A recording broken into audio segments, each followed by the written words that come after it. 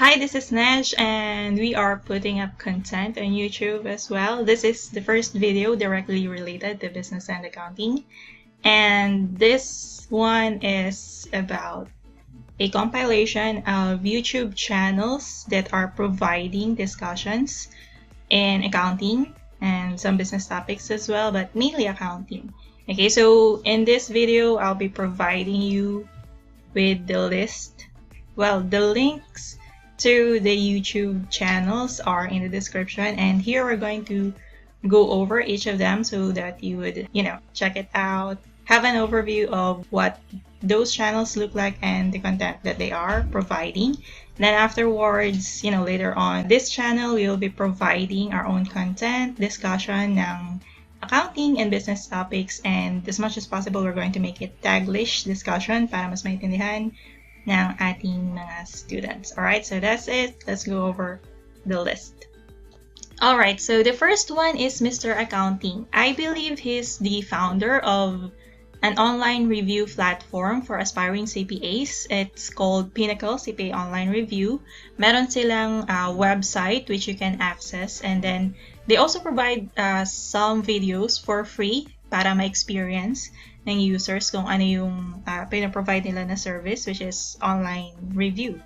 Okay, and then for a fee, you can access every review video discussions that they have. But if you're only after for free resources, hindi ka pa naman full review talaga for the CPA board examination, nag-aaral ka pa lang, then you can go to their YouTube channel, Mr. Accounting, and then nagpo-provide sila dito ng mga discussions din. So we have topics on what's this? Taxation, RFBT, FAR, cost accounting, auditing. You have management advisory services. Basically a bit of everything. Okay, audit, advanced accounting, cost accounting, partnership. Okay. So, meron naman silang pinaprovide ng mga free discussions here on their YouTube channel. And then, aside from this, they also have an app na pwede nyo i-download. It's like a quizzer. Compilation siya ng mga accounting questions which you can try answering. Tapos, makikita mo yung progress mo. How many did you get right? It's like, you can use it for practice, to review, and, just keep on answering the questions in the quizzer. Okay, next we have Teacher Jade. Presentation is through screen share. Tapos yung discussion niya is Taglish din. Karaniwan. And the topics na meron siya dito sa kanyang channel ay more on basic accounting. Okay? Third one is Filipino Accounting Tutorial. And as you can see here, ang type of presentation niya is pen and paper.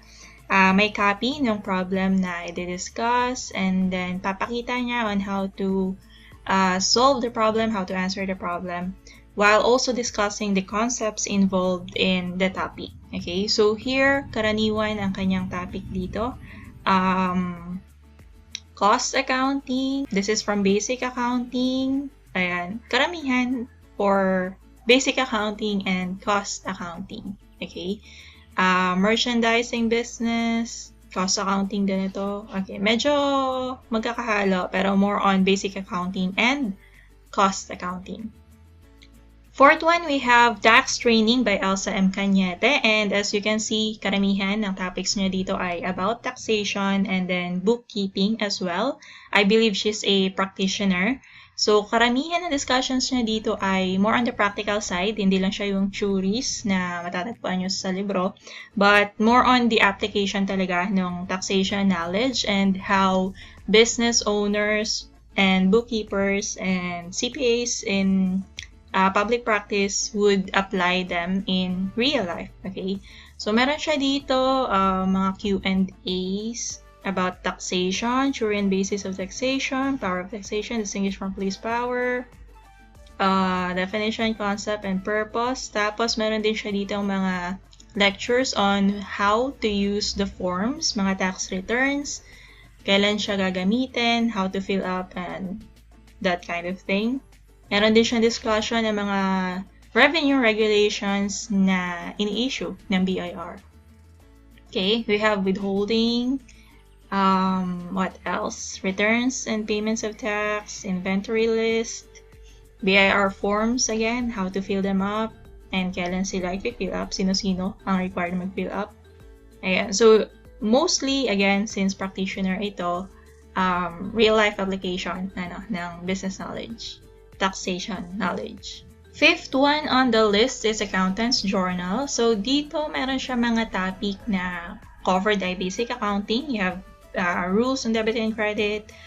If you are doing your practice set kasabay ng basic accounting nyo, meron siya dito yung tutorial on how to fill up the books, general journal, general ledger, cash disbursement, cash receipts. And then up here, meron siyang discussion on deferrals and accruals, adjusting journal entries, petty cash, and then the statements, financial statements. And aside from this basic accounting topics, meron din siyang real-life videos, kumbaga application ng knowledge when you become an accountant in the future. So meron siya dito discussion ng VAT, DMBE, online sellers, ano yung tax consequences when you sell online, and then practical questions din, anong trabaho ng accountant, registration with the DTI, BIR, as for receipt, and then you have other miscellaneous topics dito which might be interesting to listen to. Okay, sixth on the list is accounting. Meron din silang website, accounting.com. And then, content nila dito sa kanilang YouTube channel, karamihan ay RFBT or Business Law. Recently, they have topics under Financial Accounting. So, ito. But karamihan, yung available na videos on their channel is about business law and some auditing topics as well. Tapos, if you go down here, meron din silang available na some topics under basic accounting. Okay? So, this is it. Next on the list, we have Sir Chua's Accounting Lessons, PH. We have here topics na under ng cost accounting, intermediate accounting. Ayan, medyo marami na siyang video discussions dito. Intermediate accounting / financial accounting, and then you have ABM topics. Tapos down here meron din siyang discussion niya for basic accounting. Okay, so yeah, meron siyang mga available presentations dito. Next, we have Learn Accounting by Kapili Clan. Dito naman medyo scattered ng konti, a little bit of everything. So meron siyang topics on partnership, cost accounting, financial accounting, and then taxation. More on cost accounting then, financial accounting. And then you have here topics under ng basic accounting. And then you have your payroll, partnership, and then basic accounting ulit. Okay, so this is that. Ninth on the list, we have Paeng Ocampo. Ang mga topics niya dito under ng ABM2, Fundamentals of Accountancy, Business and Management 2. Meron din siyang Business Finance, medyo bago. And then, meron siyang mga topics under ng Business Math. Ayan, so medyo nahihirapan kayo mag-compute, mag-analyze, can do practice in there. And then, meron siyang, of course, ABM 1, Fundamentals of Accounting, Business and Management 1. So, currently, yan yung mga available topics niya na meron siya dito. Okay, so that's that. ABM 1, ABM 2, Business Math, and then Finance, yung recent niya, Business Finance. Next, we have Accounting Lecture Series. So, yung mga recent video uploads nila dito, karamihan ay Financial Accounting or Intermediate Accounting topics. And then, meron din silang Cost Accounting topics, Standard Costing, Product Costing, ABC, CBP, Cost Concepts. And then, down here, meron silang topics on Basic Accounting and then some management accounting na topics, present value and time value of money. This one here is ICPA.ph. I don't know if they have a YouTube channel, pero parang wala akong nakita. But dito sa website nila, this is like a quizzer din. And kumbaga, meron silang database of all accounting questions depending on the topic. Tapos, parang pwede mo siyang gamitin for review, for practice. Okay? And then, they also provide printed materials na pwede mong gamitin for your review.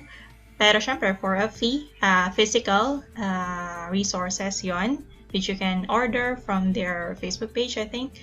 And then, that will be delivered to you.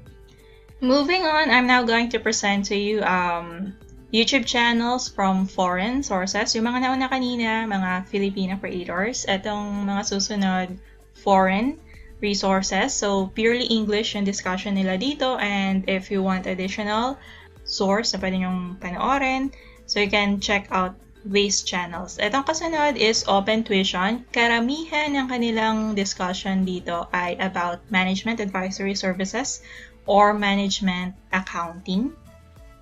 Next is accounting stuff. So this guy is a bit funny. Medyo kwela siya mag-discuss. So karamihan ng topics niya dito under ng financial accounting and basic accounting. Next, we have Farhat's accounting lectures. So ito more on US-based ang kanyang type of discussion kasi syempre naka-based on IAS, International Accounting Standards. And then, I think he's also a reviewer. Meron siyang sariling website, but medyo serious type of discussion yung meron siya dito. We also have Edspira. So dito, medyo dark mode yung kanyang presentation kasi black screen. And then, for the topics, a little bit of everything. Merong taxation, management accounting, merong financial accounting, and then meron ding advanced accounting topics. Pero more on taxation and financial accounting. Meron din siyang some basic accounting topics down below. Okay, so that's it. Last one for foreign sources is Sylvia of CPD Box. Dito ang kanya mga videos and discussions focus on international accounting standards, okay? So yung mga videos niya, IAS 16, IAS 1, 10, IFRS 8, IFRS 16, IAS 2, IAS 32. So yan, if you are studying accounting standards, so you can use this channel as your resource. Basically, ang Philippine Accounting Standards, naka-base din naman siya sa International Accounting Standards. So, there is that. Lastly, I just want to say that we've also set up our own YouTube channel, Nedge Merca, and in the coming weeks, by next week, hopefully we're going to be able to upload video discussions, Taglish discussions ng business and accountancy topics. Hopefully, makatulong sa ating mga business and accountancy students.